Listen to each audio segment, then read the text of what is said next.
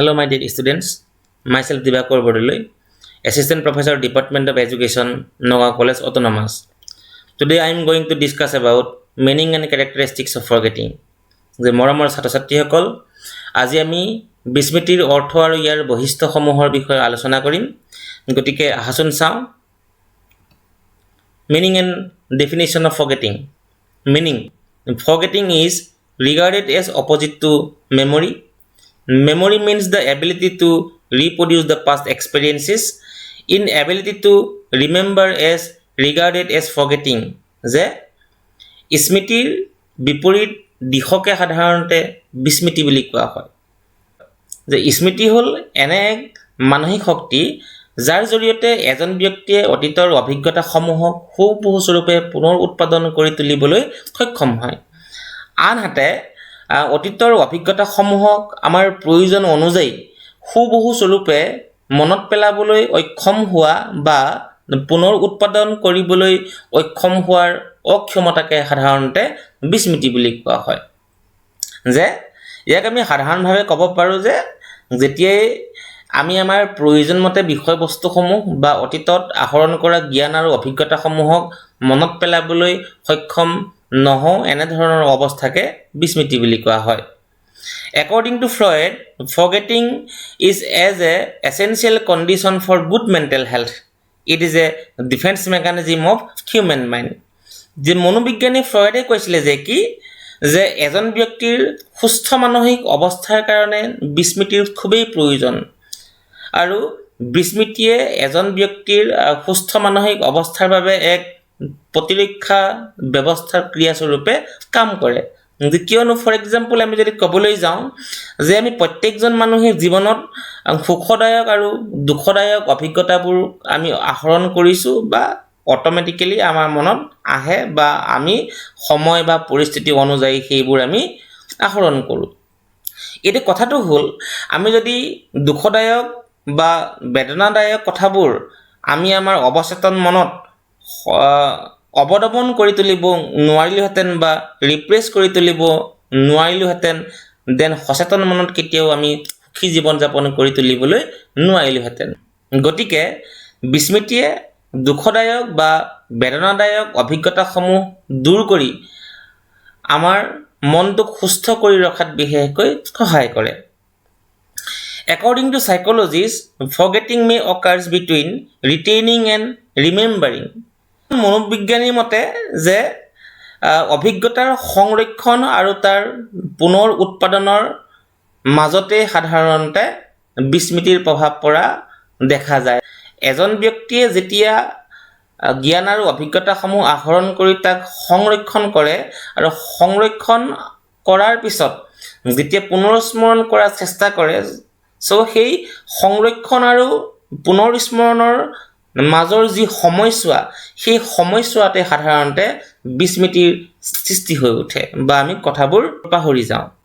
Again, forgetting is also regarded as condition of memory.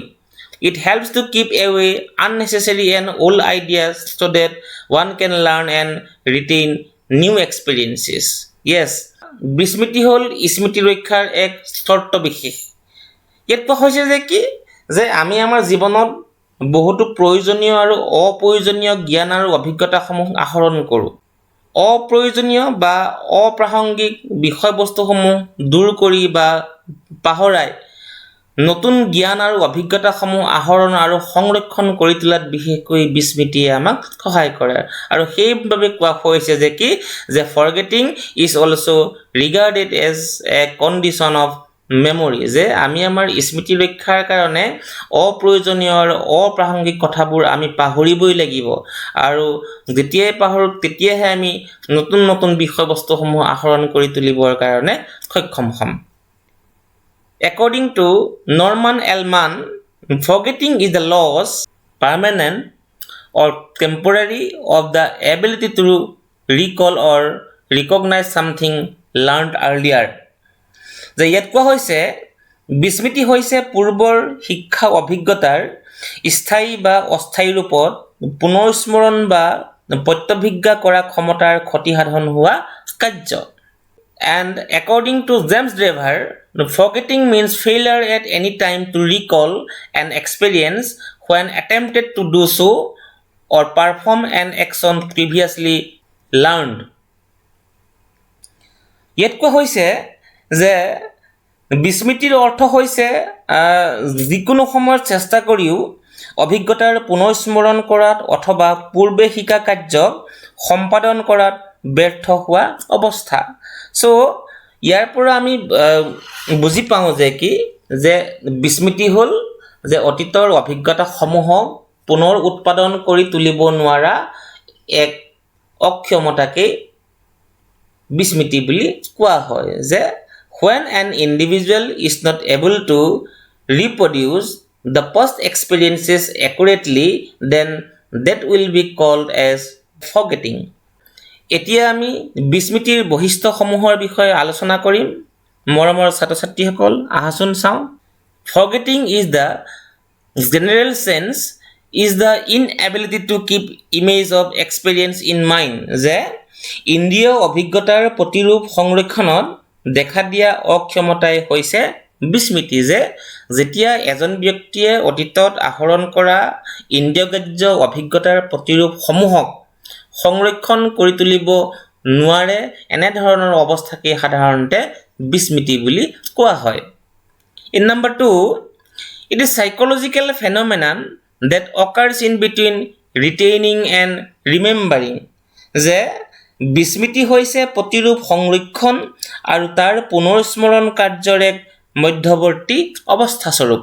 In number 3, forgetting act as a defense mechanism and a voluntary activities in mind.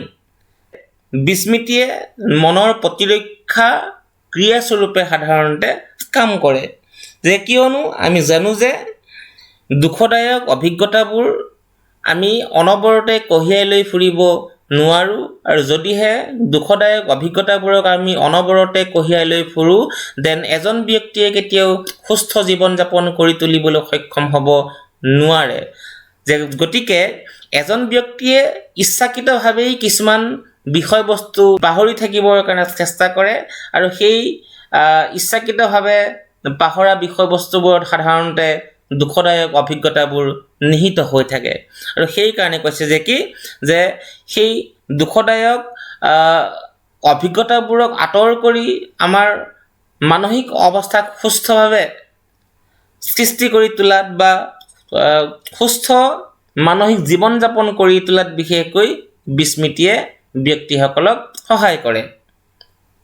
In number 4, it is essential condition of one's learning and remembering. বিস্মৃতি হৈছে মনৰ স্মৃতি ৰক্ষাৰ সহায়কাৰী এক প্ৰয়োজনীয় চৰ্ত বিশেষ। In number 5, rate of forgetting is the highest in the initial hours of learning. যে শিক্ষণৰ অন্তত তাৰ প্ৰথম সময়খিনিতেই বিস্মৃতিৰ সৰ্বাধিক প্ৰভাৱ পৰে। In number 6, learning is but a judicious forgetting. Irrelevant items of learning are removed by way of forgetting. যে বিস্মৃতি প্ৰকৃত শিক্ষণৰ এক যুক্তিযুক্তকৰণ কাৰ্যৰূপে গণ্য কৰিব পাৰি। যে কিয়নো ইয়াৰ জৰিয়তে অপ্ৰয়োজনীয় আৰু অপ্ৰাসংগিক বিষয়বস্তুসমূহ আমাৰ মনৰ পৰা আঁতৰ কৰাই নতুন জ্ঞান আৰু অভিজ্ঞতাসমূহ সংৰক্ষণ কৰি তোলাত বিশেষকৈ সহায় কৰি তোলে। And in last, rate of forgetting is higher in the working state than in sleep. জিৰণি অৱস্থাতকৈ কৰ্মব্যস্ত অৱস্থাত বিস্মৃতিৰ অধিক প্ৰভাৱ পৰে। সেয়ে এজন ব্যক্তিয়ে নতুন বিষয়বস্তুসমূহ শিকাৰ বেলিকা বা যিকোনো দুটা বিষয়বস্তু শিকাৰ বেলিকা সময়ৰ ব্যৱধান বা জিৰণি লোৱাটো অত্যন্তই প্ৰয়োজন। যেতিয়াই আমি জিৰণি নোহোৱাকৈ অবিৰতভাৱে কোনোবোৰ কাম কৰি যাওঁ তেতিয়াই সাধাৰণতে আমাৰ মনত মানসিক অৱসাদ বা ক্লান্তিৰ সৃষ্টি হয়, আৰু মানসিক অৱসাদ আৰু ক্লান্তিয়ে বিষয়বস্তুসমূহ সংৰক্ষণ কৰি তোলাত বিশেষকৈ বাধাৰ সৃষ্টি কৰে। মৰমৰ ছাত্ৰ-ছাত্ৰীসকল, আশা কৰিছোঁ তোমালোকে বিস্মৃতিৰ অৰ্থ আৰু ইয়াৰ বৈশিষ্ট্যসমূহ বুজি পাবলৈ সক্ষম হৈছা। চ' তোমালোকে মোৰ এই ভিডিঅ'টো চোৱাৰ বাবে ধন্যবাদ।